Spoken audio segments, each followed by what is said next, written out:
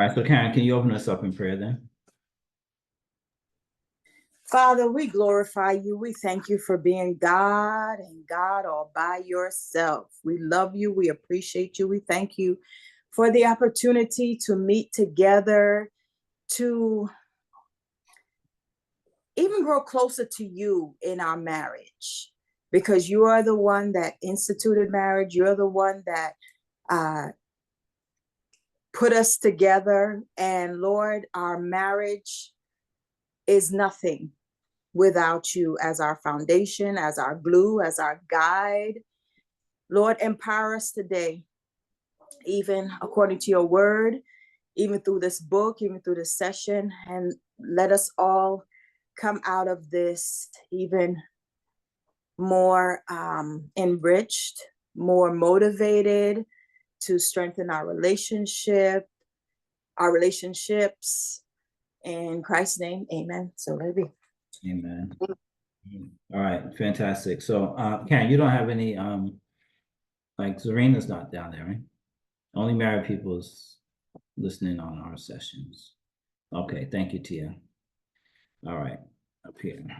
All right, fantastic. So tonight, we've gone through all these connections, and hopefully you guys, I mean, I know Karen and I've gotten stuff out of it, so hopefully you guys have gotten stuff out of it. You got stuff out of it tonight? Most definitely. Most definitely. Okay.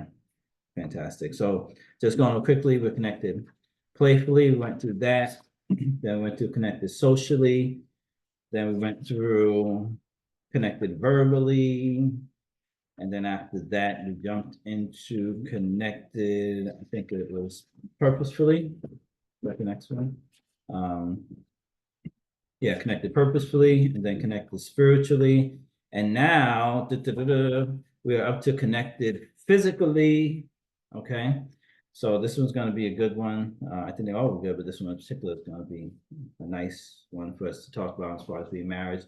Connected physically is a lot of times, a lot of people when they get married, that's one of the first things they think about as far as sexually. This is a connection. But it's part of the bigger plan of us being connected. So it definitely is still part of it. Page 53, it says Genesis 1, 26, 27. Stephanie, you read it, please. Nice and loud, so you can. Yeah. Genesis 1, 26 and 27. Then God said, let us make mankind in our image and our likeness. God created mankind in his own image. In the image of God, he created them. Male and female, he created them. All right, let me read the next one. A man leaves his father and mother and is united to his wife, and they become one flesh. Okay, all right. So it explains even how a man leaves his father and mother and is united to his wife, and they become one flesh. So this is going to be talking about how we're connected physically. So point one, it says your culture. There's a clash between the Victorian age and the current, and let's say the Victorian age. This is something Karen and I watched it a couple of years ago. No, not years, excuse me, months ago. I think my girls are watching it right now. How many of you guys have seen the show Bridgerton? Bridgerton, okay, Bridgerton, okay. It actually is pretty good. If you guys can put your cameras on, it's beautiful to see our faces. When we get into breakout rooms, and definitely want to see your cameras, but you can practice from now and put your cameras on. So that whole Bridgerton, I think it did a good depiction of how, male and females, operated in the past. So if you remember from Bridgerton, this is not spoiling it for those who haven't seen it, guys and girls were, I think if they touched, like they was expected to be married. You remember there was like, especially in the first season, if they like even touched them, if a male touched the female, then I think the brother got into a fight with him because he's like, okay, you got to marry her because you touched her or whatever. Yeah, So, and Sam, yes, even if they're caught with a guy, if a guy and girl are caught by themselves, yeah, not without an accompaniment, then they have to get married. yeah, yes, very good, thank you. So I didn't remember that part because we saw it long. But yeah, you're right. So when they were, Go ahead. It was like if they were caught alone or if they kissed. It wasn't It touch. was because he had kissed her. Yeah, That's it was a combination of, no. It was Because they alone, like, danced you together. would So hear them say continuously, we can't be seen out here alone. And then they split apart or whatever. yeah, they Yeah. couldn't be seen alone. Yeah. Okay, all right. So that's good. So that's how it was back in the day, that, you know, there was definitely the separation between the two before they got married. And that was the Victorian age. However, the current is, as we're reading here, there's a clash between the Victorian age and the current. If it feels good and consenting adults are okay with it, do it age, which is how it is right now in the age of, you know, okay, it feels good to me, it feels good to you. So, you know, man and a woman can just, you know, have sex and so forth. And that's the age we're in right now. So it's definite difference, vast difference, where they really, unless they were married, they couldn't do anything before, and now it's like, okay, we feel good, we can have sex. So there's a question here. How has either age affected your relationship in the bedroom? All right, so this is coming out with some, now, just as you could think about that, because I do want you guys to have some answers for these as well. There are some questions that's gonna be later on, and it's not, the private questions is gonna be private for you and your spouse to answer yourselves. So, you know, there's nothing too private that we need to have shared publicly here. Okay, but just as far as the general area, how has either age affected your relationship in the bedroom with your spouse? Anybody wants to answer that? Okay, Tia Moya. I feel like in general, well, I was just gonna say in general, like the Victorian age, since it was like that, it kind of made it more sacred. Mhm. And like this age, it can create, like, if people have been doing this like so often and they didn't keep it just for the marriage, then there could be like comparisons to other experiences that they may have had, or Mhm. also just a lack of thinking it as a big deal, or like as like being something that's sacred and extremely meaningful versus just something that's like everybody does. Yeah. with every type That's of- good. That's good. Thank you, Tia Moya. Which age, and this is not just for you, this is for everyone, all of us, which age do you think more impacted your relationship with your spouse right now? The Victorian age or the, yeah, if it feels good and consenting, then it's okay to do it.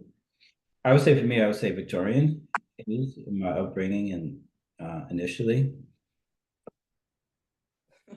he said, I noticed you use that word initially. No, This is a non-judgment zone, which is talk. no, I'm just no. I'm because this question kind of perplexed me because it's saying how has either age affected your relationship in the bedroom. I don't know really how to kind of unpack that. Is it talking about, like, say for instance, I guess even as Tia was talking about, you know, different relationships coming into the marriage, or is this pre-marriage, or is it talking about because I know for us, when we went into our marriage, we already were intimate. We came into a marriage with a son. So, you know, this is no secret. Yeah. He was there at our wedding. Yeah. So a ton of people saw and knew. Kenrick, you remember. But Yeah. But this is what I'm saying. I'm kind of not certain how this question is being really asked. Well, just how do you say it's affected our relationship in bedroom? Either one, the Victorian or the. But I think you kind of gave the answer already, even in what we were just saying. We came into our marriage with a son. Like how did like the Victorian age of thinking affect the relationship? That it was sacred. We were sacred to each other. Mhm. That's what I'm saying. As far as dedicate, that's what I'm kind of unsure about the question, because we were committed to each other and just each other. Mhm. I think that, just jump in real quick, it's like for me, the way I read it and the way I understand it is more of like, and I was to say for us, like Robin and I think it's a little bit of both. I think as far as Victorian age, parents were a little bit more along those lines. Just stories, and it's like, for my mother, is growing up, she used to say, this is not your body, this is God's body. So anything that popped off had to be like outside of like her or anything else like that, just in general. Like, just in general in life. And then it's just like, for Robin and I lived together before we got married. That's again, I don't know, she never really said anything directly, but I just knew that how they moved were a little bit differently. And this is just Robin and I. And then eventually, I think once we got married and, we started having children, and I think then, that all that training and everything that was put into us was starting to, we then poured into children, Yeah. So all hypocrites or whatever. It's like, but it is, I think a little. You bet not. That's the thing. So I think we were affected by both. I think we had, I don't think we were absolutely like, completely one way or the other, but I think we were affected by each period. Yeah. That's a good answer. That's good. That's good. Yeah. That's a really good answer. Can I hear a little bit, Tom? Yeah, sure. So yeah, I agree that I think most of us are kind of affected in both ways, because I think we were talking about this before. Depending on your background, how people grow up. But for the most part, I would say most religions, in its essence, in its beginnings, has some sacredness. Whether you're Christian, Catholic, Muslim, Jewish, there's a sacred, things like courting, not going into sex right away, dating, where you have siblings and, whether it's your uncle or something, courting, but somehow in the culture, as time went on, it became unsacred in a sense where it was more just on a physical, where everything starts, whether it's sacred or not, it starts on a physical, like you like somebody, they look pretty or whatever, but then you got to take a step back and put those urges on a thing, and in the right environment. Because if you're not in the right environment, that would not be displayed. So I think it depends on where each of us comes from a culture. Because for myself, you could technically go up in a Catholic, household and relatives and things like that. But I'm pretty sure they did not practice sacredness. Majority of people did not practice sacredness, and all across the board.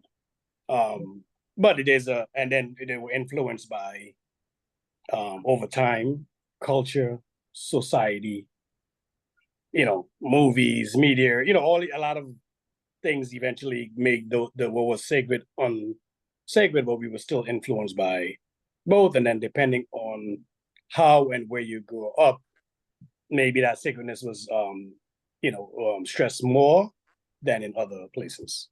I would say. Yeah. So like how you said, it's both.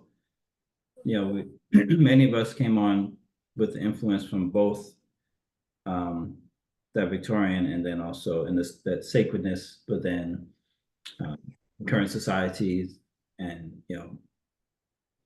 many of us, if not all of us, participated in the current society's view of intimacy with your spouse. So, well, no, before spouse, but intimacy. All right. So I'm sure there's more we could talk on this, but then let's keep going because it's going to answer some other stuff as we go further. Part two, let's go with your Christian background. The church affects our views of sexuality by what it says and what it doesn't say. What was your perception of what the church had to say about sex? Okay, so want to get some conversation on that, just for, you know, perception of what the church had to say. Even if you was in the church at the time or you wasn't in church at the time, what do you think that the church had to say about sex, and particularly about sex in marriage? It's good seeing Lamont on here. I'm not sure if the two of you are together, but we're gonna do a breakout room. So if you can have separate ones, it'd be good. Yes, sir. Good seeing you also, man. I couldn't miss the last one. I'm over here in the swimming pool. Okay, I see you. I said we're talking about being connected physically. I see you coming on there with a shirt off. I was like, yo, you ahead of the game right now. Like, I was a little slow on the camera button. My bad. it's good, man. It's all right. It's all right. Oh my God. You got Tia over. All right, all right. So the church, what was your, like, you know, to someone that hasn't spoken yet, you know, what was your perception I of what was the church I had to would say? say that the church that we grew up in, it wasn't discussed. It wasn't talked about. You Mhm. kind of learned about it from your friends, from movies, from TV shows, from songs on the radio. It was just a taboo topic. It was just as if it didn't exist. I mean, you would see um maybe like a teenage mother, in the church, but nobody talked about like what happened, what went wrong, or what's right, what's wrong. So it just wasn't. It was not discussed. Okay, good. Thank you. I was gonna say the same thing as Paulette. In our church, it was not at all discussed. The only time that they talked about it, a conversation that was remotely close to about sex, was about fornication and how it was wrong if you did it before premarital sex. And that was the only thing that you heard. And then even growing up in my household with my family, it wasn't talked about at all. It was just a conversation that was never brought up. And then if it got brought up, people are like, "What are you talking about?" So it wasn't anything you just learned from the streets in school, Mhm. like what Paulette said. Yeah. Um, what about the part that says sex and marriage? Yeah, well, did the church talk, did anybody have a church that would speak about at least like sex in regards to marriage? Well, I was gonna say that my church definitely didn't talk about it at all, but my aunt was always very strong in her faith. And I remember just one day, like I was young, randomly, she had said something. She was talking to her friend who was married, and her friend said something, and she was saying, um, God said that in the bedroom, um, in the marriage bedroom, wait, in marriage, the bedroom is undefiled, or something like that. Basically, it made me realize that sex wasn't bad, and like, God doesn't like judge you after you're married. The way that she said that, and that always stuck in with me, because I feel Mhm. like up to a certain age, I always thought of it as like something that was bad, but I realized that, within the confines of a marriage, that it was something that God doesn't judge, or is actually a He good wants thing. you to. Yeah, it's actually a good thing. And then also, um be fruitful and multiply. So Mhm. yeah, you gotta Put the work in. Mhm. Okay. All right. Well, thank you. Yes, it's hard to be fruitful and multiply not doing that, having sex. So, but even with the Jewish religion, because I think the women had to like cover their faces and all that when they actually gonna be having sexual relations with the men. I Mhm. think that's what they do. I'm not 100% certain of that. But yeah, so and then it says here, and they become one flesh. So You know, who are we to argue with what God says? You know. Yeah, that's good. Thank you. So I'm gonna put just one person on, not on the spot, but I'm asked like, Zephaniah, I'm not asking you straight. I'm saying Zephaniah, Josiah, Donovan, y'all all grew up in church, that we were in. I wanted to hear what you guys had think. Even Keith as well too. What was your perception of what the church has to say about sex and then sex and marriage? Whichever one of y'all wants to unmute and maybe say something. All right, since I'm already unmuted, I guess I'll go first. When I remembered, it wasn't like a shied away subject at all. It was actually talked about a lot.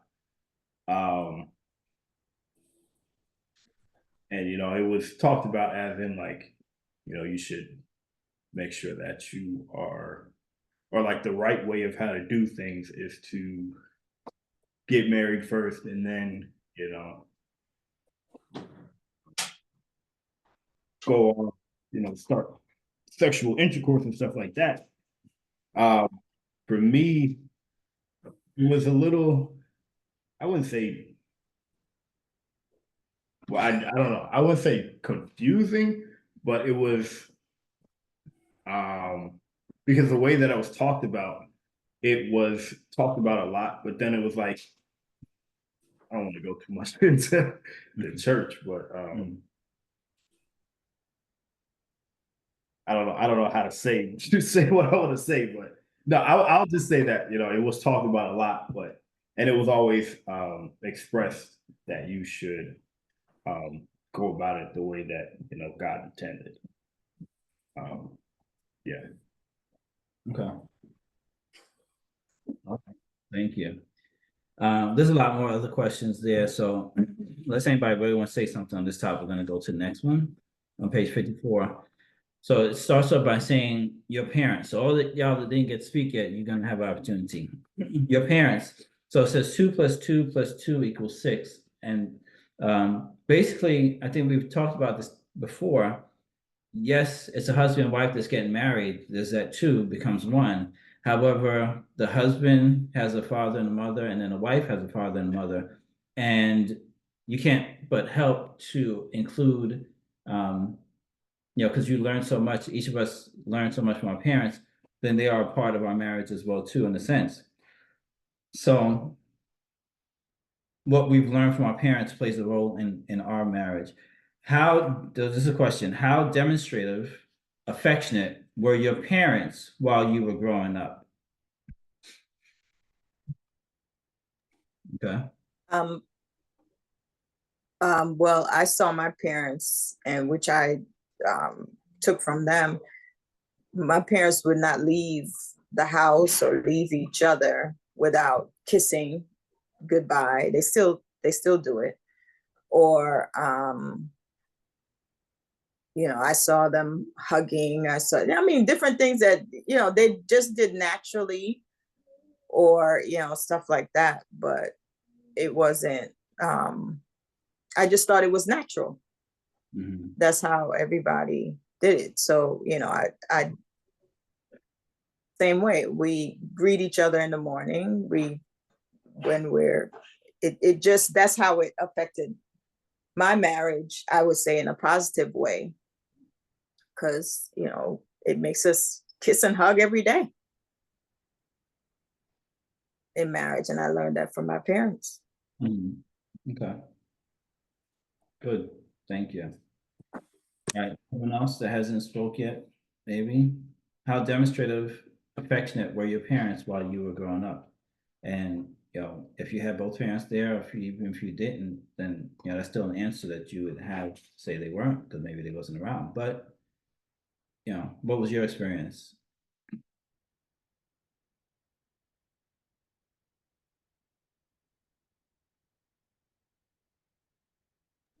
Because I'll speak. I would say that I didn't see any growing up.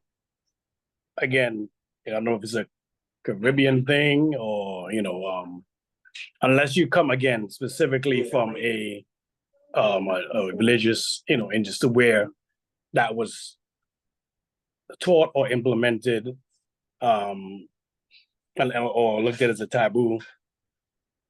I didn't see that a lot in my own family, other people, in a Caribbean family setting, that was taboo, kind of, the man is there, the woman is there, they only got together in secret, ain't nobody knew anything. But I did see it in one or two, like aunts and uncles. But then when you look at the background, they were very much in tune, spiritually at their churches and things like that. Where that was discussed separately, like in church and an organization where sex and these kind of things were talked about, like having a women's class, having a male class, where these things were taught on a separate basis in the church. And this is where I saw the intimacy of that more versus other places. Yeah. Yeah. All right. Can I just ask, because he said the Caribbean thing, but Karen, said that her parents were affectionate, they're Caribbean. So I'm wondering if it was an Indian thing. So I'm just curious with Anissa, how is it in Nigel's Indian, you're Indian. I'm wondering if it's the same thing, because it's definitely not a Caribbean thing, because in my household, Sammy, my parents, they kissed when they, came in, the same thing that Karen was saying, so we did see some type of affection. It wasn't, but then I did notice with my in-laws, it is different. Like there's a difference, the women serve the men, whatever, it's different. So I'm just interested to know how you were raised. Yeah. Anissa, I'm gonna let you go in a second, just because I want to speak to what Paulette said, because it's different. I think we also have to consider like each child and where the child came into the marriage. Like, so I'm the youngest, so my two older sisters saw a different relationship with my parents, just like our children, 9 of them, but they all saw a different relationship between me and Karen as well too. So I would agree with my sister. Yes, I saw them kiss, here and there. However, like I say, like I didn't know they had sex. I don't know. I'll just say I don't. What I'm saying? So it was I growing up as a child, I couldn't say the kissing. I could see them say kissing and lovingly thing, but I didn't know anything about them having sex or anything like that.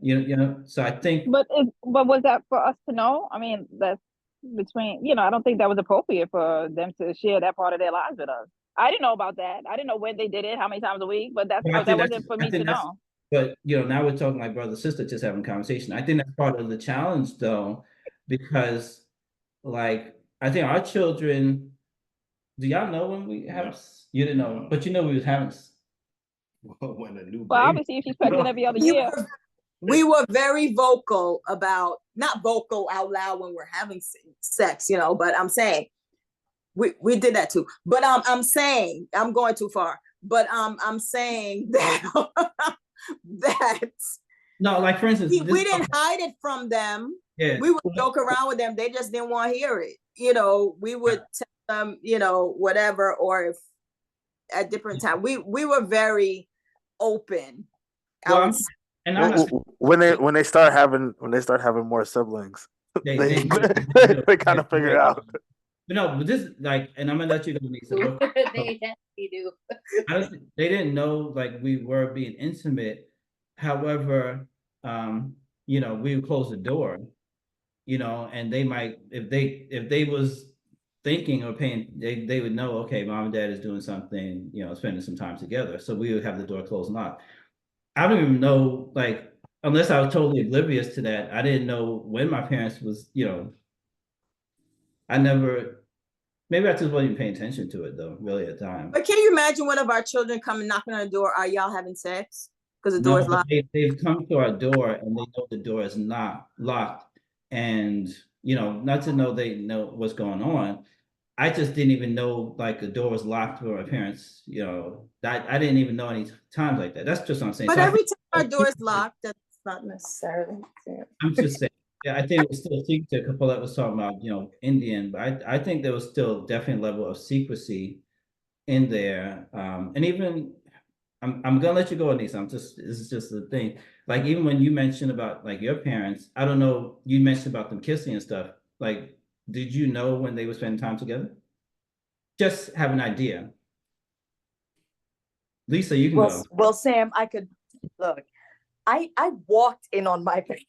Oh, okay. So, but that I was was, probably they didn't lock the door, and I was tiny. Mommy was like, what? Yes, and I walked in. I was just like, ew. Okay. But so that's how I knew my parents were busy. yeah. But to talk about your household, Sam, whenever I would call, if it was like late or whatever, they would say, "Oh, the door is closed. Mommy and Daddy are in the room." Okay. So I couldn't talk to Karen at that time. They would tell me call back. So I don't know if they would. They So would have you never told knew. me anyway what they thought you were doing, Yeah. but Okay. But I think there's still they just knew. Just like how you were saying, Sam, you just knew something was up. They could have been doing whatever because the door was locked. Yeah. Yeah. Okay. So Nisa, I'm sorry. You can go ahead now. I apologize. It's just Yeah, no worries. I think from my parents, there was so my parents got divorced when I was in high school, and there was definitely a level of superficialness when it came to their affection. They would kiss and like hug when they were leaving and come back when they came back home, but there wasn't anything really more than that. Most of the time they were fighting. I saw more um volatility than affection. But I also slept in my parents' bed until I was 10 years old. And I always was asking for a sibling. Although as a child, you don't know how a sibling is made. So there was definitely times where they would go, I remember now, I didn't know as a child, but they would go and lock themselves in the guest bedroom and the mattress wasn't so great. So I would hear like squeaking and I would go and knock on the door and like try to open it and it was locked. And then as I got older, I realized, okay, I know what they were doing in there because then 10 years later, as soon as I moved into my bedroom, my sister was born. So there was definitely that secrecy. And just because of their relationship, there wasn't much affection. Uh, there wasn't much affection at all. But I don't know to Auntie Paulette's question about whether it's Indian or Caribbean, I would say mostly I didn't see much affection in my family at all. And I know that sometimes even now, my family seems, some of them disturbed or uneasy with the affection that me and Don show each other when we're around them. Wow. Yeah. Wow. Like even when I was because I be touching her all up. when I was Trinidad, and we're like, my uncle passed away. We went to Trinidad. We were helping for the funeral and everything. And we would like check in with each other and give each other like a little kiss or something. And my aunt was like, that is inappropriate. And I was just like, what? How is this inappropriate? We're not like tonguing each other down, but like we're giving each other some support, just like we're supporting you within our marriage at the same time. So there's definitely some dis-ease when it comes to affection in my family and within spouses wasn't shown. okay. Thank you so much, Anissa. I know we could spend a lot more time with this, but we're gonna keep forging ahead. We still want to hear some people that haven't gotten to speak too much yet. But even thinking about this, because all of us have, mothers and fathers, and we talked about, how demonstrative, affectionate were your parents while you were growing up. But how has their relationship affected you and your relationship with your spouse? Because if you think it hasn't, it definitely has affected us in our relationship, whether to we mimic it or we go in a completely different direction just because we don't want to do that. how's their relationship affected you and your relationship with your spouse? I would say for me, it was interesting because, again, it's a Caribbean household. For me, I saw certain examples of affection, but it just wasn't the actual physical affection. It was more like the willingness to go out of the way to do things for the individual, to help them in certain situations like that. So I think I learned a lot from that, just sacrifice. And for me, it was, Sam would know, a few other people know, it's like my father passed away when I was 17. So I felt like my training wasn't always done. My father passed away, then I met Robin at 18. So I was still like immature as far as relationships. I felt like I needed more training. So there would be times it's like, as far as just me and Robin interacting, we're on again, off again, on again, off again. And I felt like not having that example that I saw, that solid foundation, that kind of affected me in my relationship, because it was such a great example. I saw living up to that. I saw everything pretty much. And a lot of care and a lot of nurturing in that relationship. I think once that was removed, it affected me. Probably, I would say, yeah, I just needed more. I needed to see more of that, even though I saw other examples in other relationships, but it was nothing like how your parents are. You know what I mean? So for me, I think it was actually just a little bit like, I felt like, I always say, like, if you're in Star Wars, Jedi, I didn't get all my Jedi training. You know what I'm saying? I just got knocked out of my Jedi training. So that's how I look at it. Yeah. Thank you for sharing, Henry. All right. I know we could spend more time. Anybody else want to answer on this one real quick? How has their relationship affected you and your relationship with your spouse? The affection that you saw your parents showing one to another. I would say that, well, we never had our father with us in our household. So we had it was just our mother. So I decided that when I get married, it would be a different situation. I didn't want my children to be without a father, and we want to have this loving relationship with each other. We don't want to repeat my parents. What should I say? My parents, what they did. Yeah, that's good. Thank you. So, even as we see the examples that we learn from our parents, then we can choose, still a choice. Are we going to repeat some of the stuff that we saw from them, or are we going to, maybe see how we can improve upon it? I think there's a little bit of each for all of us, and whatever we saw, that there's some things we say, okay, we're going to keep this, but then there's also something else we'll say, okay, well, maybe we won't do necessarily this. So, but thank you for sharing. All right. Number 4 is getting, y'all that didn't speak yet, this is getting more and more, but it's gonna. All right, your friends. Many of us learn more about sex from our friends than from any other source.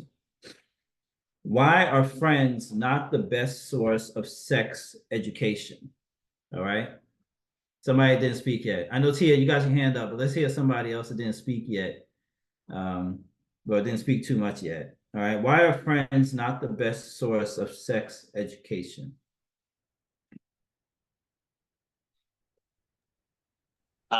Good evening. I would say one reason would be they might not necessarily be a married friend.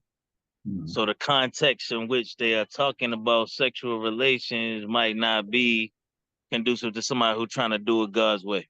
Yeah. All right, that's good.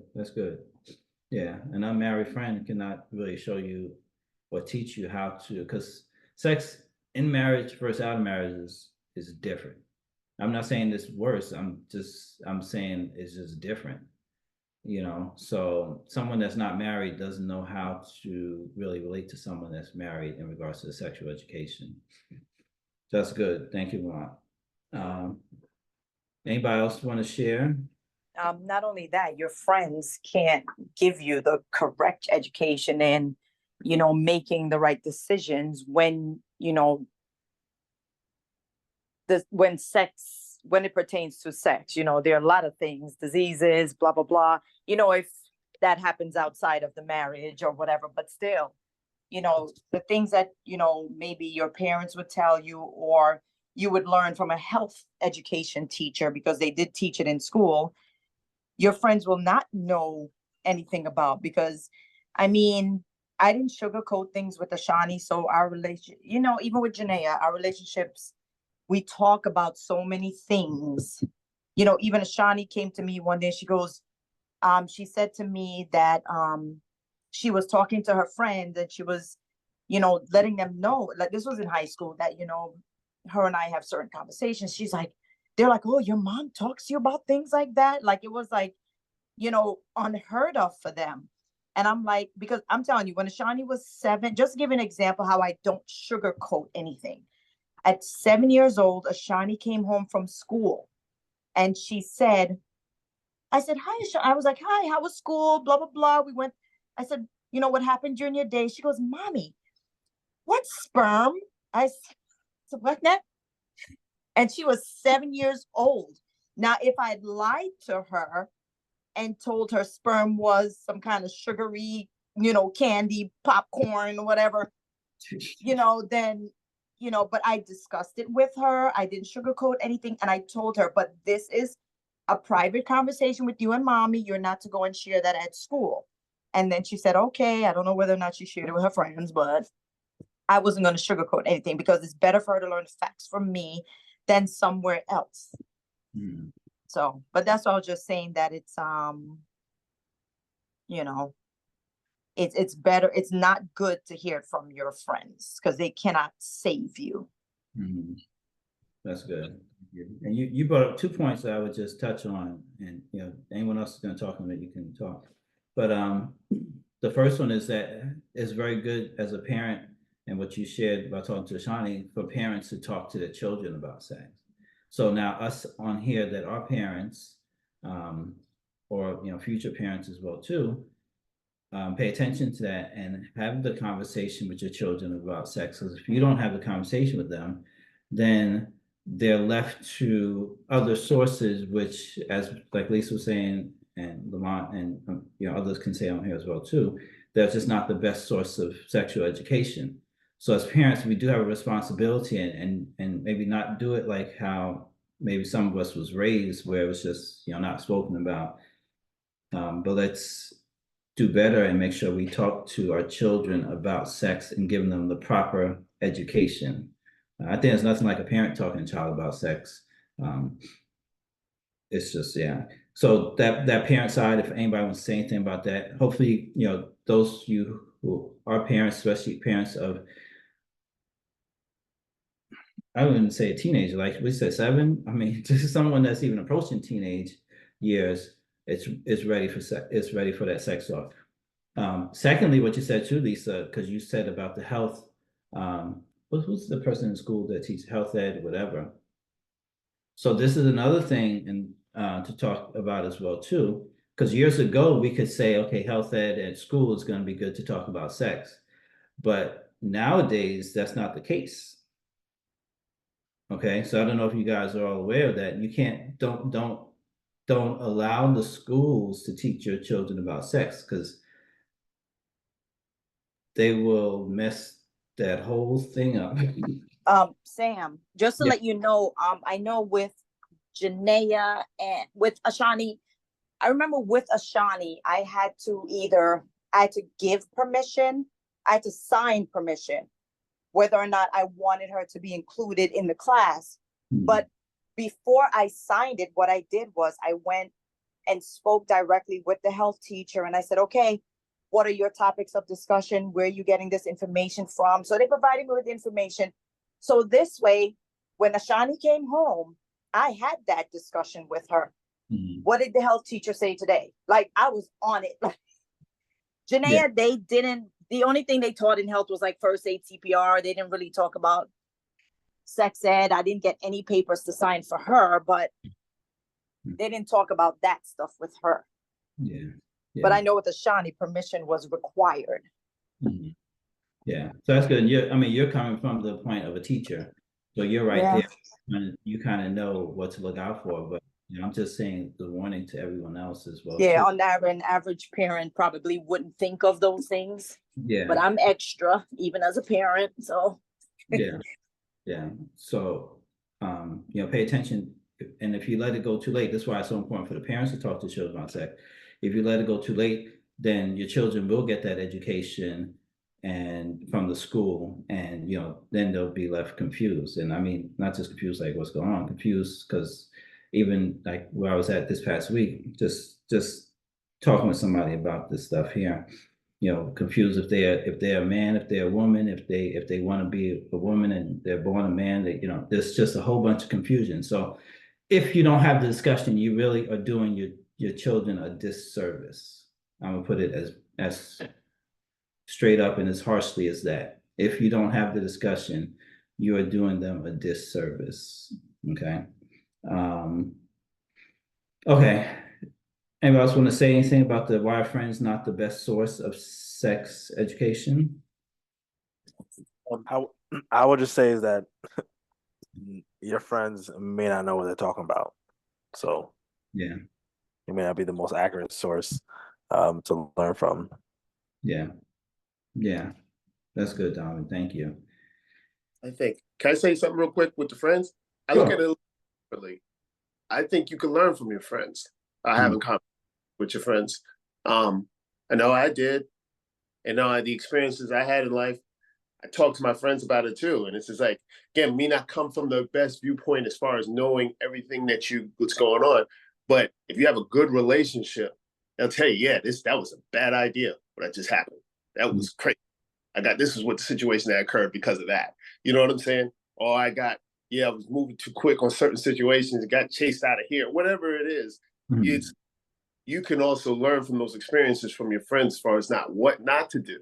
It may not always be the right thing as well, but they might give you some advice too, just by having a conversation. But the foundation, I believe, starts at home, and you learn a lot. Again, if you're having those conversations, definitely from your parents are giving you that foundation. You might come across something from your parents, and then you're talking to your friends, and your friends say, "Oh, this is that," and you're like, that's not actually accurate. You know what I'm saying? So you may be able to help somebody as well.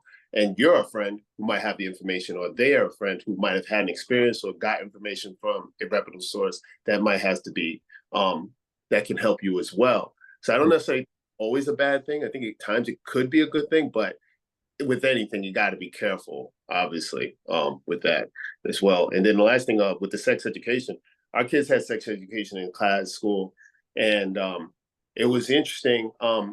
We're okay with it. I mean, I'll say I speak for myself. I don't know how Robin feels, but I was okay with it as far as what the things, different things. But I was surprised, and I don't know. This story right here, this might be a little bit too much. I don't know for the group. I don't know. Some people might be funny, but I'm just gonna say it. It's as far as like my daughter came to me.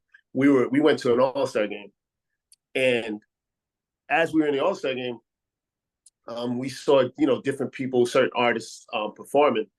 And during halftime, so when I got back, she asked me if a certain performer performed, and I said yes. And it was like, "Yo, did they do this song?" And I was like, "No, I didn't. They didn't do that song." She was like, "Oh, they probably didn't do that song because he has a particular line in there." Now, I don't know. It's like, are you okay with me saying this line? Or is this like, sure?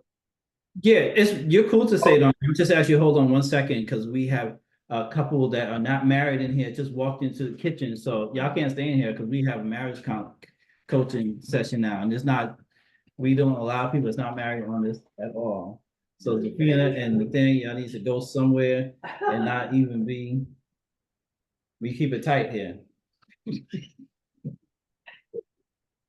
They got a couple of months before they could be on this conversation. Okay, go ahead, Karen. There you go. Okay, so the line was this. It was a line, right? And the line was this.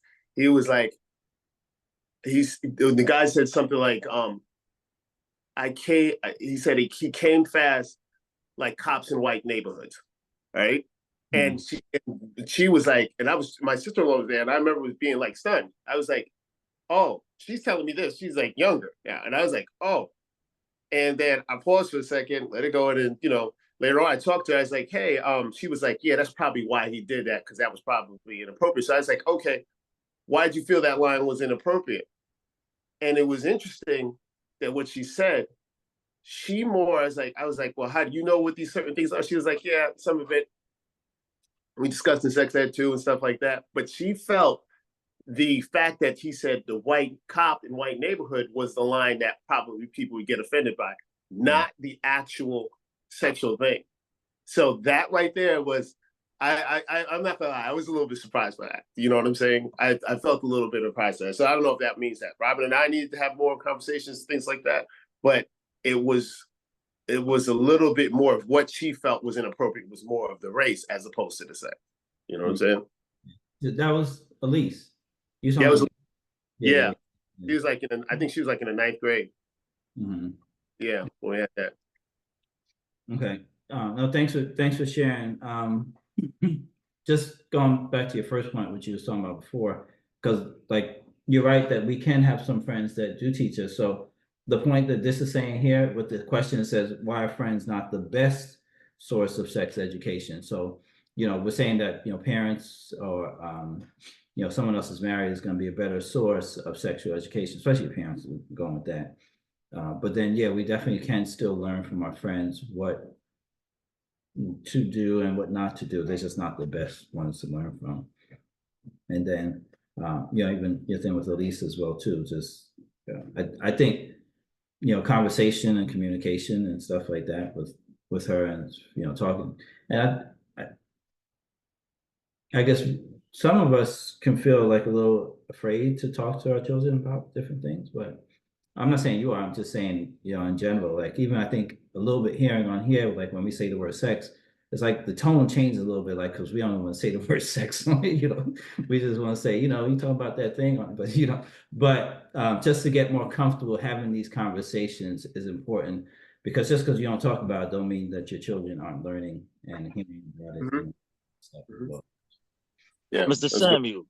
Yes, sir. I didn't want to. So I think this topic is so important, and I didn't want to sound like I didn't want to dominate the conversation because I had so much to say. But I really like to make a motion, especially since it's 7 o'clock, that we have another chance to revisit this.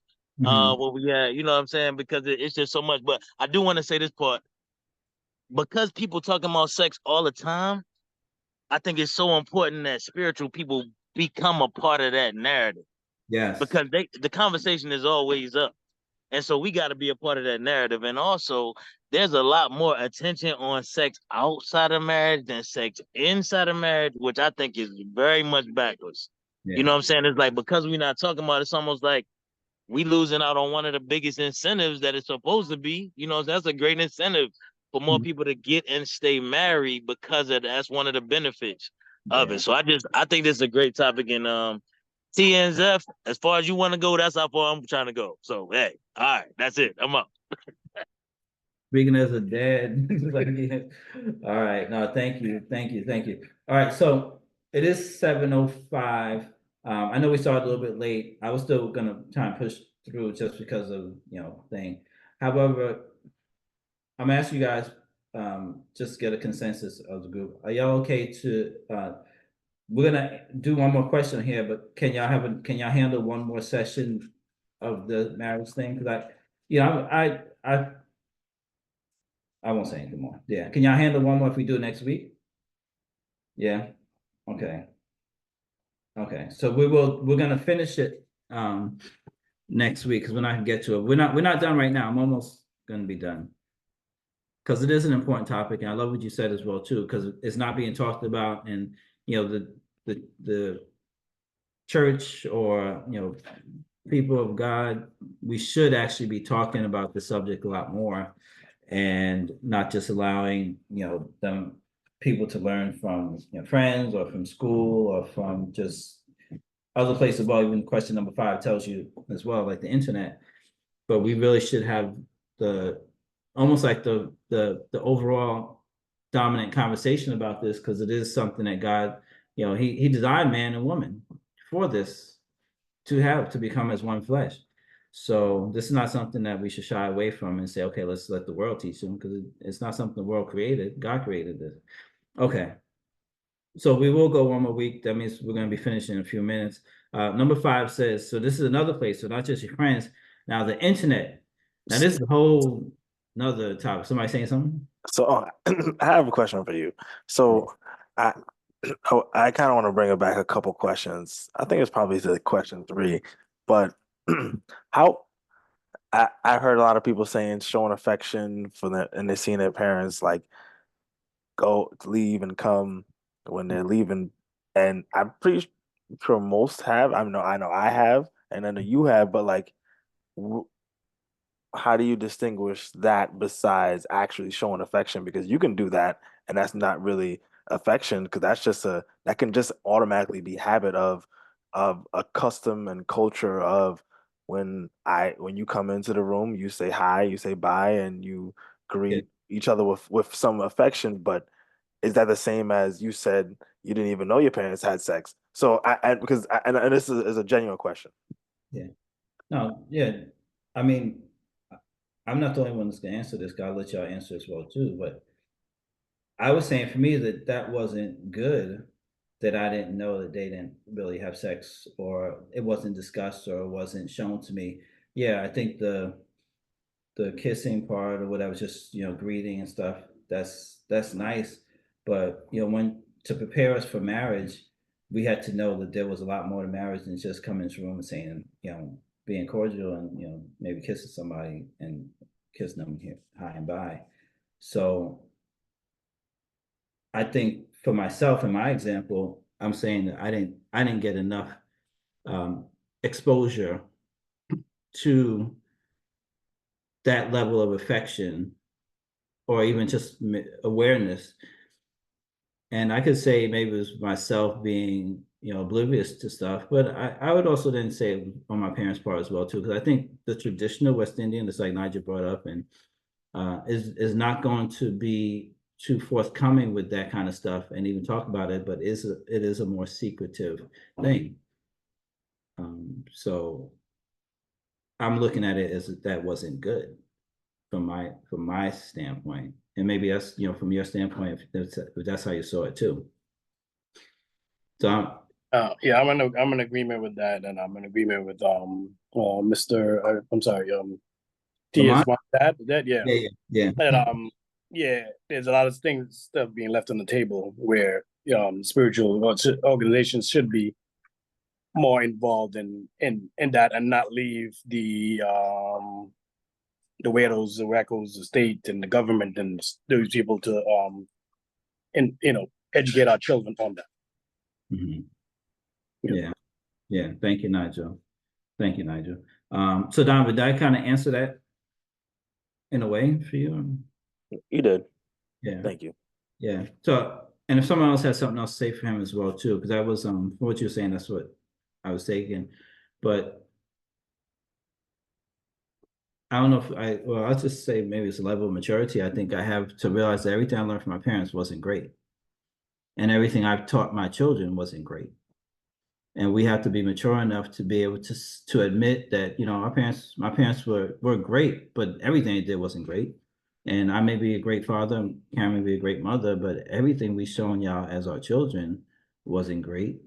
So I'd rather you guys, well, not just you guys, but everyone be able to um,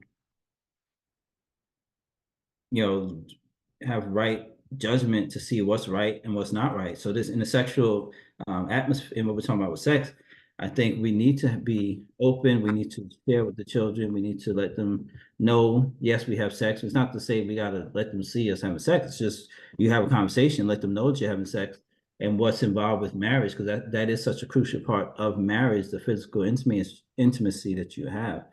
And not just hide it from them and allow them to figure it out when they get married themselves.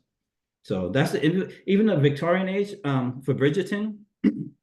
When if you've seen it, I loved it that when they was getting married, then she had a talk because she had to have a talk with the girl to tell her, because they were so removed from everything. She had a talk with her daughter to tell her, okay, this is what you're gonna expect on your wedding night and things like that as well too, and just having that conversation.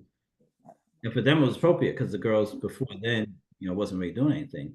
So she got married. Yes. Karen, you saying something? I was saying, I was like, you probably, which mother were you talking about? Because I remember there was a point where the girl was so unprepared because her mother kind of held that away from her, and she was kind of upset because her mother didn't fully prepare or have that conversation with her. So I don't, I don't remember everything, but Look, and I don't want to mess up other seasons of it, but yeah, there was also another mother expecting grandkids, but the daughters didn't know how to make that happen, and they were married. Yeah. So, and as far as I think what Donovan was saying is how can you also to distinguish between just the,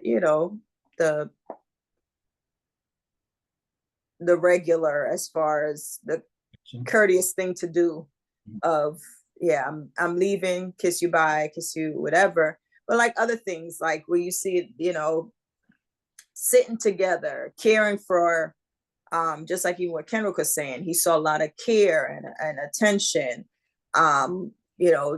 things like dishing out the plate, and also too that affection is not necessarily intimacy or being I don't it stretches, and I'll stretch it, but I mean also too you see your parents smacking each other on the butt, or or doing other stuff like that, or sitting holding hands together, or different things like that that are out of the just like The even routine. phone. No, I was saying just out of the routines of kissing in Yeah. and out of the house or whatever. Even like like even you're watching a movie together, your husband has his head on your lap, you're watching a movie together, or vice versa, or just you leaning, your husband has arms around you while you're leaning on him to watch whatever, or just even to sit and talk. So stuff like that So your wife is cooking in the kitchen, and you come around and hug her from behind while she's there's a big difference. I wanted to add because I saw between my dad and my stepmother a lot of affection, and it wasn't that like you guys were saying, like kissing goodbye and hello necessarily, but I saw like them, they would dance together and just always touch each other when they pass by, like different stuff that you just knew as a kid that they were affectionate with each other, and you knew that it was like knew that there was like sexual tension. It's like I don't really want to talk about it too much, but you just knew. Okay, talk about it. You just knew I talk about it.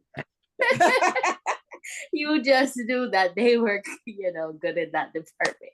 But what I was saying, for me, to Donovan's question, that's really could be really important in a relationship, the kissing goodbye and hello, because it is routine, but at the end of the day, when you come home or whoever's coming home, you're greeting them at the door and showing them affection, and making that effort that whatever you were doing or cooking or cleaning or whatever, it's important to me that I stop and greet him and give him a kiss and stuff. That's different than just routine. That's going out of your way to make them a priority as soon as they come home, or like when they're about to leave. It's like letting them know that you care that they're about to leave, and you say like drive safely and everything like that. That's special care that is really important. I think that it shouldn't be overlooked always, and you can tell the difference between it being kind of like okay bye, like, but I think those moments in a marriage are very important, especially when you're busy, when you're like really busy people and you have your own schedules. That could make the difference, a difference. Yeah. I'd like to say something real quick with regards to that. You guys touched on some great points with regards to that, and especially with the fact that the difference just a little bit more than just being routine, and because you off, sometimes if you're in like your energy's not that great, you're like, I don't want to do this, so people go like, all right, bye, or whatever, and kisses like that. But I think there's so much more that you can learn too by just the observation, and it is important. I agree with Sam as far as relaying that information to the children, because it comes down to a balance of you're not sharing everything with them, but also have them understand it's like, you know, if you see a relationship where the people are doing for one another and it's selflessness, then that can translate also to the bedroom. You're not necessarily giving them tactics on how to go about doing certain things, but also it's like, okay, if somebody asks for something, or if it's somebody you're having a conversation, just like, okay, how can I, you know, in essence, please someone, or how can that person please me? It's like having that just selflessness if you've seen it. And I think that could be learned also by, you know, if you've seen an example of people who did not necessarily in the bedroom, but just, hey, let me go do this for you. You know what? You had a long day. Let me take care of that for you. Mm-hmm. I think those types of things can translate to the bedroom, and you're still learning, even though they're not having a conversation saying specifically, hey, go do this XYZ in the bedroom. You know what I'm saying? Like they were in Bridgeton, like, you know? A little bit much, you know what I'm saying? But, you know, I think you can still learn other aspects of it so that it transfers and your mind is more open to, like, you know, okay, how you can make sure each person is good. You know what I mean? Yeah, that's good. That's good. Thank you. Thank you all for sharing. And I agree with the whole, you know, it's more than just sex, and, you know, there's the other levels of intimacy and things like that. However, I think nothing trumps having that conversation with the children. Nothing trumps that, because we can't like leave breadcrumbs for them and expect they're gonna figure it out, you know, or that they have the capacity to understand, okay, smack on the butt means that, oh yeah, they be, you know, whatever, you know, I don't, it could as they get older, but I think it's definitely still needs to have conversation. Even like Karen was saying, it doesn't have to be about techniques or all stuff like that, but just to have a conversation, you know, how you please your spouse and stuff. And when you do have a conversation like that, I think from my experience, they appreciate it. Yes, they do. They appreciate the conversation because you're treating them like an adult. You're treating them, you know, in a responsible way, and they really appreciate, you know, you've been able to talk to them. They might, like my experience, they might smirk a little bit at first, like, oh, whatever, but they really appreciate that you're seeing them as grown enough to hear this conversation, and it benefits them at that point. And I would say at different levels, you can, because we've talked to our children at young ages, so even as how Lisa talked about with 7 for Shani, at different levels, they'll understand it. At different times, they'll even forget different things that you talk about or whatever. And as they mature, you know, you kind of expound and do different things like that. But the best thing is to always open up the conversation, being able to free. And I mean, at 7, or even how that is 10, you know, they might not see it as you're treating them, and as an adult, they may say, you know, you're just talking to them and telling them, you know, explaining some things to them. But of course, again, as you said, when we talk to our young people, they do feel like, you know, okay, now you're having that kind of serious talk. And it's something that even Nathaniel's dad brought up today. We were talking, and he said, like, when you start having, and I think it's important, and, you know, I guess each household you gauge and you see. For us, we decide to tell them, you know, different things from early, and then again have various conversations with them over time. But I remember he said today, he goes, these days, he said, having the sex conversation when they're teenagers, he says too late, because they have already had other sources putting into them, you know, so it's best to catch them early and at least start the conversation. Even if it's in the simplest form, start the conversation, other than, you know, now, don't tell them about no birds and no bees. I was gonna say, like, I think it's important, like Auntie Lisa was saying, about creating an environment where your children feel like they can share things with you too, is very important. Because I remember, like, growing up, I would hear crazy stuff at school that I'm like, that can't be right, or that doesn't make sense. You know, you're still smart in a way, like people will tell you stuff, but then you have questions right? You're like, is this true? Like, this seems weird, or you have questions. And I was able to come home and I felt like I could ask those questions. But if you create an environment that's very like hush hush, and you don't speak about certain things, they may not feel comfortable asking you, and they'll ask the wrong sources, look things up on Google and different stuff like that, and get the wrong information. So I feel like, at least for me, I feel like it was very instrumental to have an environment where I felt like I could share, because you can share things with them, but you also should create an environment where they can share things with you. And they feel like you will listen to them and help them. That's good. Very good. This is why I mean, I'm learning, listening to y'all. I think it's great to have us all together. We have just so many different inputs into this conversation, which is fantastic. So thank you all for your participation in even talking and sharing as well. We just got one more part to get through today. Sure. Kind of just piggyback off of what Tia just said really quickly. It Mhm. kind of goes to like all of these questions. So because I think that the affection that I saw in my parents negatively affected my relationship, and that was because they weren't open and to me asking questions or me feeling comfortable with them. I remember I was in elementary school and I heard, I guess, the word sex, but I didn't know it was sex. And I went home and I asked my mom what sex was.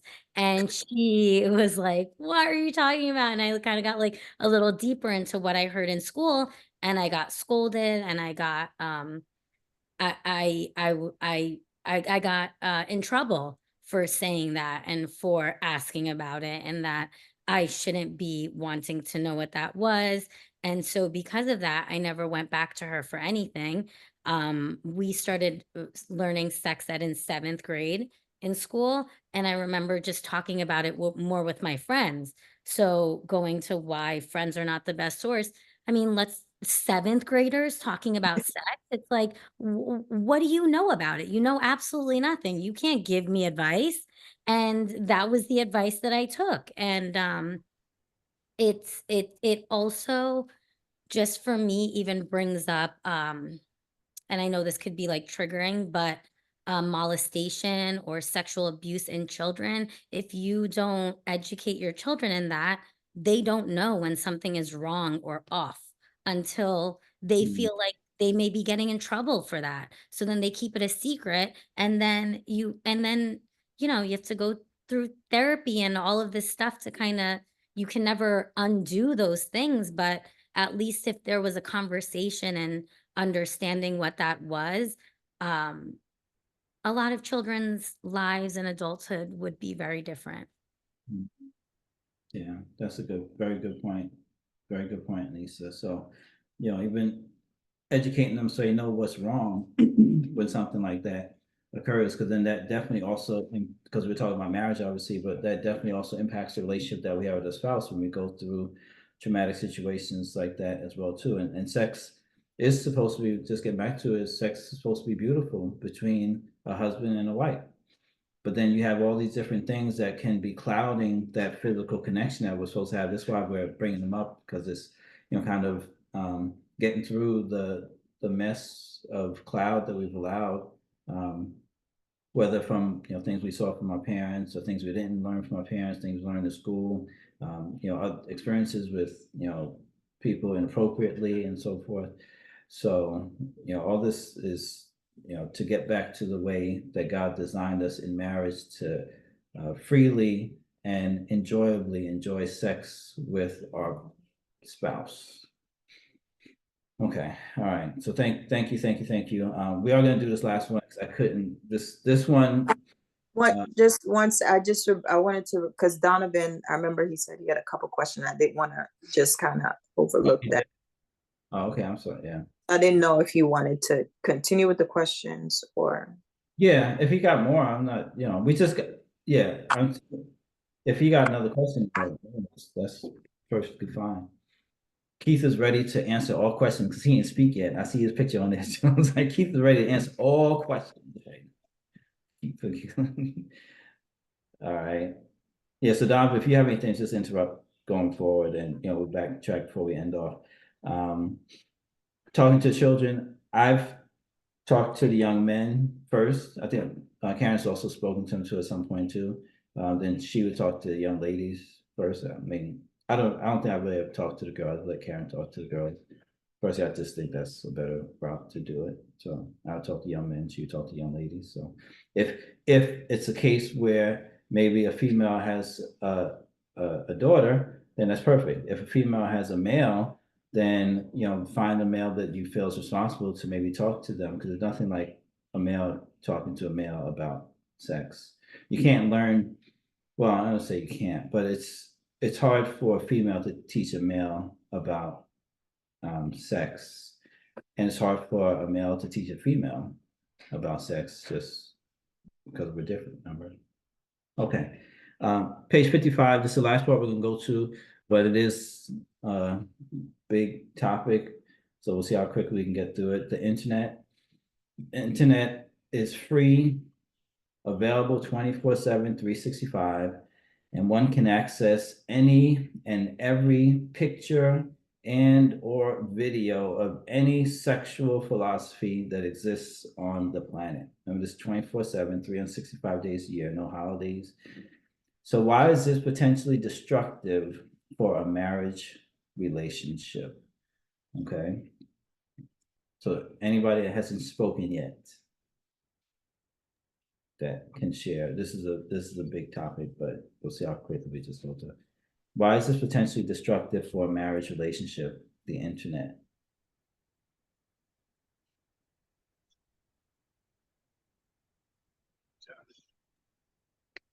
You said test. Okay, I'm gonna jump. I feel like the internet presents some pictures and ideas that are not reality. Not only are they not godly, but they not reality. And then you fill your mind with that, and then it makes an expectation of something that's really just theater, and it's not real life. That's part of it. Okay, thank you, Lamont. That's good. That's part you said. Keith, you were gonna say something? I saw your mic off. I think it was...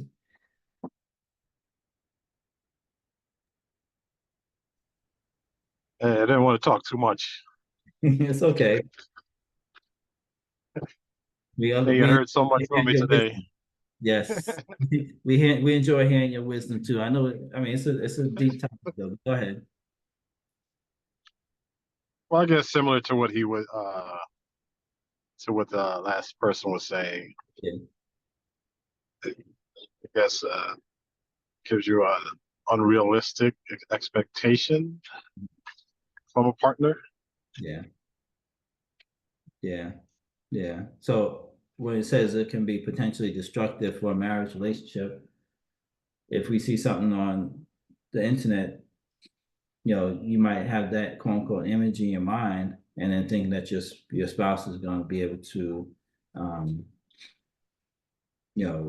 replicate whatever it is that you saw.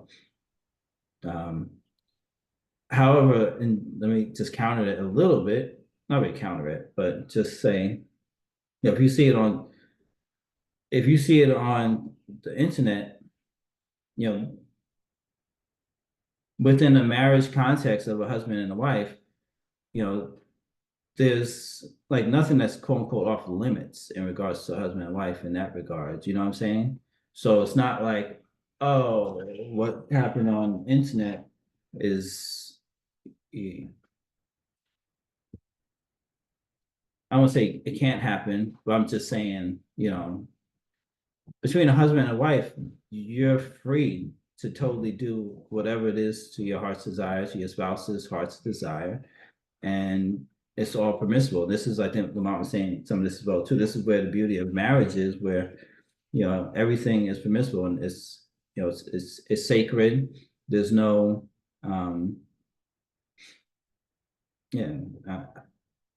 you understand what I'm saying? It's just there's no limits when you marry. It's just like you can be freaky. It's like, it's not it's We get what you're saying. We get what you're saying. We don't have to say else. Can I just say something too with the internet? Sure. So the internet, let's say one, you know, one person in the marriage is going to the internet for information or even pleasure, that is problematic. You know, Yeah. that could be definitely an issue Yeah, that could come between the husband and the wife. that's a good point. Yeah. So they're going to seek pleasure from the internet as opposed to their spouse. And this Yeah. is it's a form of self-pleasure. You know, go ahead, Nigel, you're saying something? So it's like what you were talking about earlier too, going to friends who don't know anything about, Mhm. you know, text is I like the same thing going on the internet, and you're not gonna get the right information. Yeah. And it's anyway, it's all for entertainment. Yeah. Yeah. And there's Not different, not edutainment. there's different thing. I mean, there's different, we talk about sex, that, you know, the act of sex, but there's a lot more to sex than just the act. You know what I'm saying? You know, the affection, all of that stuff. There's, it's, you know. That's why I she's see sitting all, on my thigh, I see right? all this sex talk. Y'all just getting closer. You're supposed to be. Yeah, I'm, No, my ear, yeah, I'm sitting here my laughing. I'm like earphones laughing like, this thing is working, yo. It's working. It's like my AirPods died, so I had to this go to coaching is working, man. Whatever, man. She was My like, leg is hurting. The box came together. It's like you sitting on a lap, like it's not just physical, you know. You know, do I taking you serious when you say that? You like you sitting on his lap and it's like, I just thought something as she was talking. I hear this saying comparison is the thief of all happiness. And it's like when you have what you have in front of you, and this goes for like having a lot of prior relationships too. It's the same thing with the internet, in that you're seeing all these different things and it makes you compare to what you have here. Oh, is there something better? Or something different that I should have tried before I was locked down forever. And then that can be very destructive, as well as people using hyperbole. As far as like, I've seen videos where women are like, yeah, I have sex with my man 8 times a day. So, period. And then you're like, and then your husband may be looking at you like, what's wrong with you? Okay, listen, people are out here 8 times a day or whatever. So it's like the thing of like comparison being. Do they work? I'm like, why are y'all out here setting these expectations for us? But yeah, so it's definitely that could be potentially destructive, the comparisons. And then I would say internet also perverts it. As you said, open bar, everything, no holds barred, can go in marriage. However, sometimes even with again the internet, how they have the sexting and the this, or you know, different partners, and that's what I'm saying about perverting it. Even as Aman said about, it's just not godly, the way that the Lord intended, and so on. And also, not to interrupt you, Karen, too, sometimes, and then the internet, so let's say the spouse doesn't want to, I guess you would say, comply with whatever, you know, the other spouse watched on the internet, and, you know, because they're uncomfortable with something like that, per se, maybe, then they would, you know, maybe look outside of the marriage, you know, which is not a good thing at all. But you know, but this is, you know, when you have something in your mind and the expectations and the, you know, but, you know, you're my spouse, you're supposed to do it. And well, then in their minds, they're like, well, I'm going to find somebody else who can, you know, and then that ruins your marriage, because then now you've broken the vows, the trust that you know, swore on to God, you know. So that's another way the internet can wreak havoc in a marriage.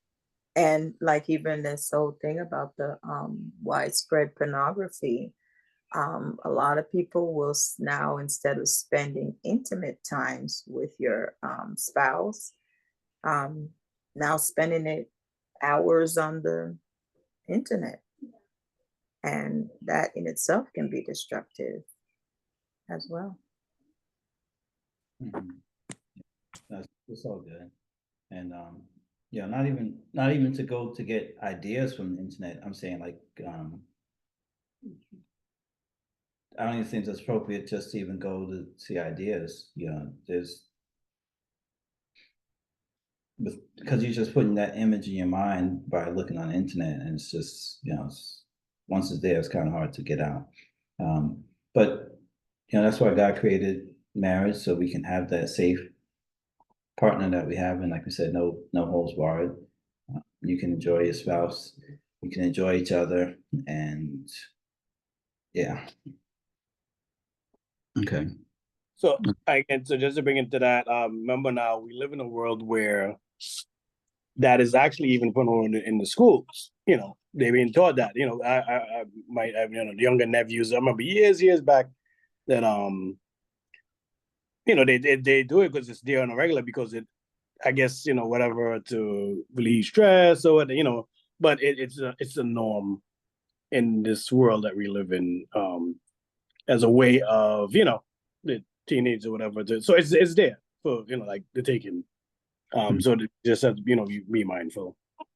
And then Yeah. also, sorry, it's not even just the internet that you have to be careful. You don't have to go far to get images. So you got to do is watch an R-rated movie, you know. So it's just, you know, once you have God in the marriage, then, because, you know, you set your boundaries or whatever, but you don't have to really Google, like, you know, pornographic stuff. You know, just watching a movie, you know, sometimes it can be, you know, potentially, you know, do all the things that you're saying the internet can do. So it's just, you know, you have to be mature, be spiritual, you know, be, you know, whatever. Mhm. Yeah. As we're about to wrap it up, though, if anybody wants to say anything else, you can. But I just think it's definitely a slippery slope if you know, start to entertain it, and you might just go on there, just watch a little, and then you see, you know, watching a whole bunch. So it's better to avoid it as much as possible, and don't even give yourself into that temptation. Yeah, that was it. There was something else. Oh, this was so. If anybody else wants to say anything about whatever we talked about today, it's cool.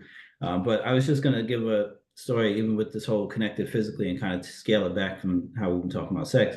Just how important being connected physically is. So it was about a week ago, and I'm just, you know, just give Karen my business a little bit, but well, I was away last week, so it was probably the week before.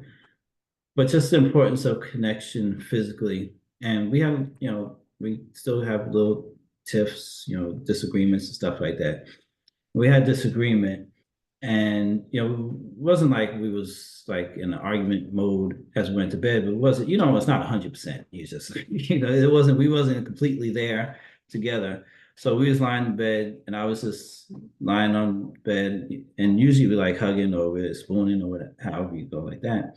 But I was lying on my side, she was lying on her side, and we slept through the night like that. And it was so uncomfortable to sleep like that with her.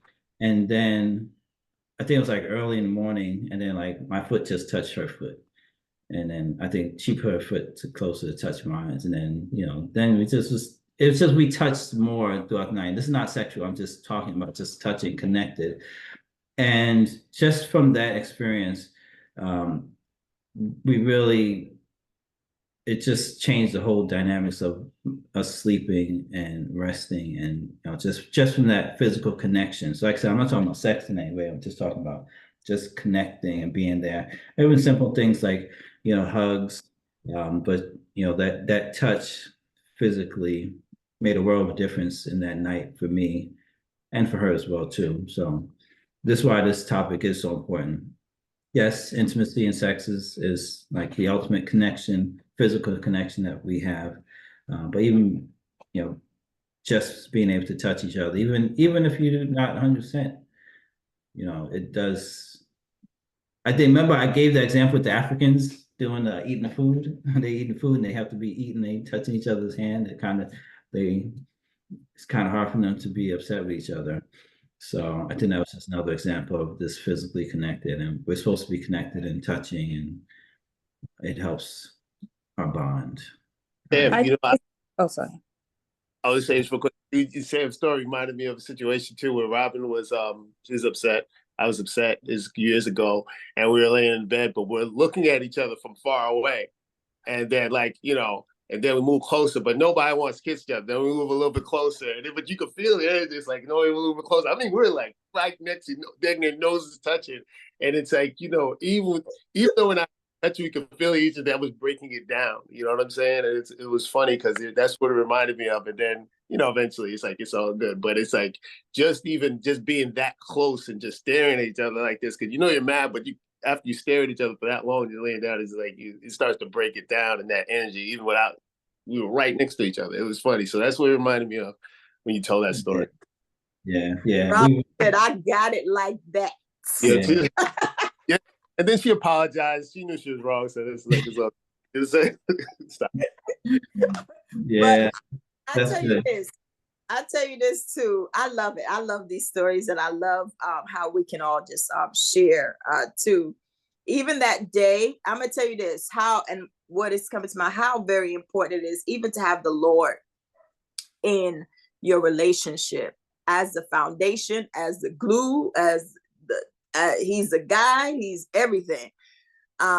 Because that night, because we're so used to either sleeping in a certain position, we're always touching.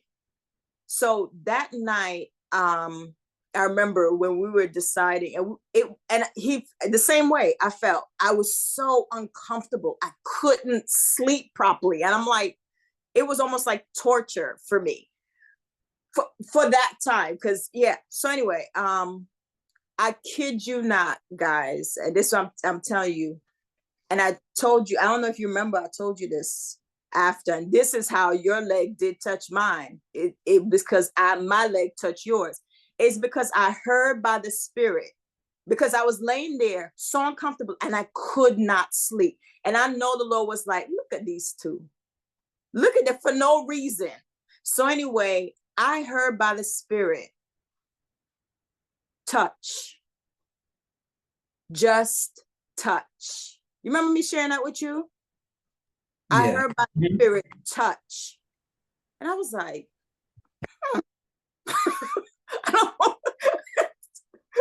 So I moved over, but it's like you met me right there. It's like almost like you had gotten the same message, but I from you didn't say anything.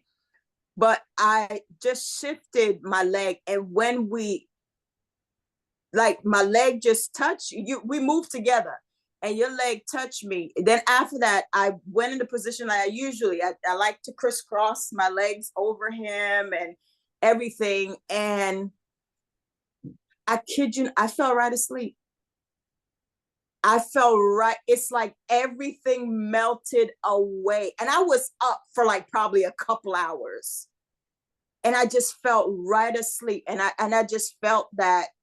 Like I said, I heard that didn't happen before where I was told, just go ahead. I just usually, there's times when we've been upset and, we just, as Karen said, either it's the staring or the this, and we just eventually but that specifically, I know I heard the Lord. He said, touch.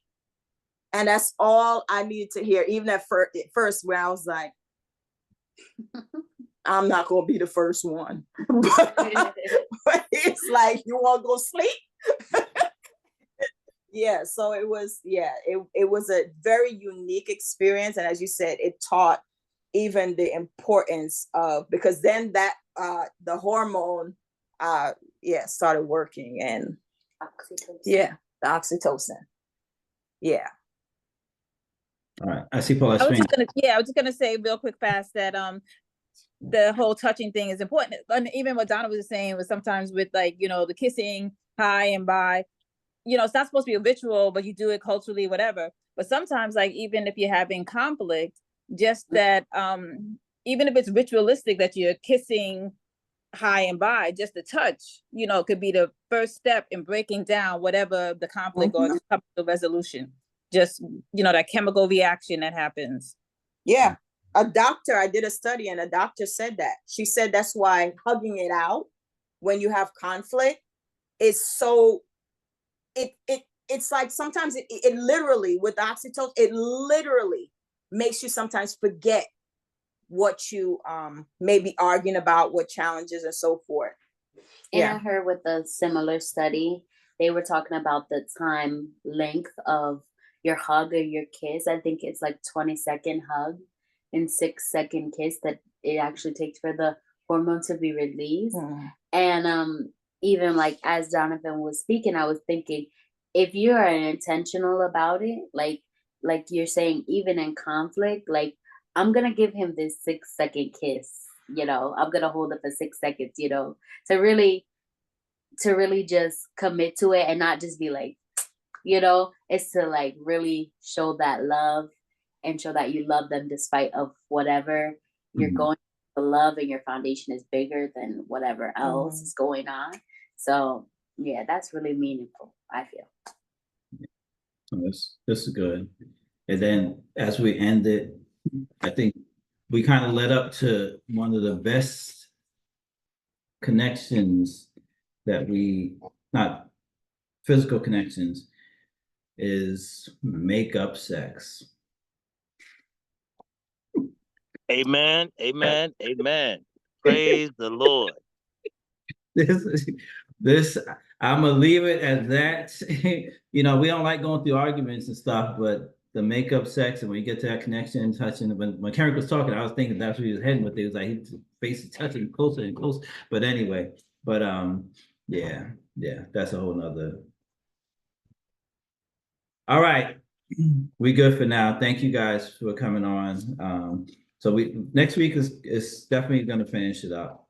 All right, we just have one section to do, so it shouldn't even be too long.